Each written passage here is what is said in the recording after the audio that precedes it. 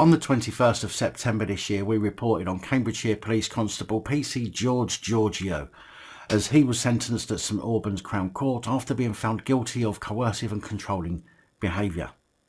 He was charged with both coercive and controlling behaviour and common assault, but was not found guilty of the assault. In court, it was said that he used his position as a police constable to cause his partner to fear violence and threatened to hit her, which is odd because common assault is when a person inflicts violence on someone else or makes them think they're going to be attacked. It doesn't have to involve physical violence, so if he did threaten her or make her fear violence would be used against her, which is one of the things coercive and controlling behaviour encompasses, then he should have been found guilty of the common assault too.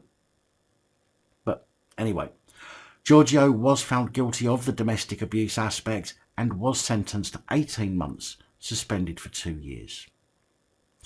Well, PC George Georgiou has now had to face his misconduct hearing, which was held yesterday, the 18th of October. PC George Georgiou, who was based in Thorpe Wood, Peterborough, was found to have breached the standards of professional behaviour in relation to discreditable conduct.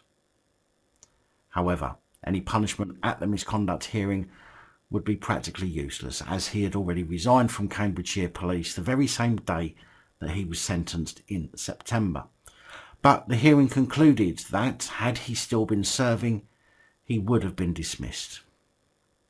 Now obviously the panel chair could have requested that Georgiou be put onto the College of Policing's barred list, making a misconduct hearing not a complete waste of time and money, but several reports that I've seen do not mention if he has been or not.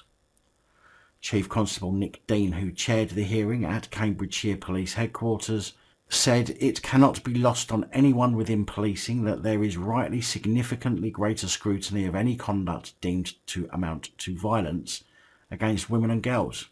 Any abuse perpetrated by those serving within the police is wholly unacceptable, and clear expectations must be set within policing to mitigate any detriment to public confidence. It is unacceptable for police officers who are responsible for enforcing the law to break the law themselves. Every officer, whether on or off duty, has to take personal responsibility for their actions. Interesting word salad from Cambridgeshire Police Chief Constable Nick Dean, and whilst I agree with his second sentence, the other three are, in my opinion, an absolute joke. For example, it cannot be lost on anyone within policing that there is rightly significantly greater scrutiny of any conduct deemed to amount to violence against women and girls. I'm sick and tired of hearing about this women and girls. Police should be scrutinised exactly the same, as in highly scrutinised, whether their actions amount to violence against women or girls, or violence against anybody else. Everybody should be equal under the law and treated with the exact same respect and attention by police investigating crimes. The abuse perpetrated by those serving within the police is wholly unacceptable, and clear expectations must be set within policing to mitigate any detriment to public confidence. Can't disagree with that, although talking and doing are two very different things when it comes to the police. So rather than telling the public what you think we want to hear, maybe you should start taking proper action against those who do not reach those expectations. It is unacceptable for police officers who are responsible for enforcing the law to break the law themselves. Though it's unacceptable, it still goes on. Day in and day out, police breaking the very laws they're supposed to be enforcing on the rest of us. Every officer, whether on or off duty, has to take personal responsibility for their actions. If only that was the case.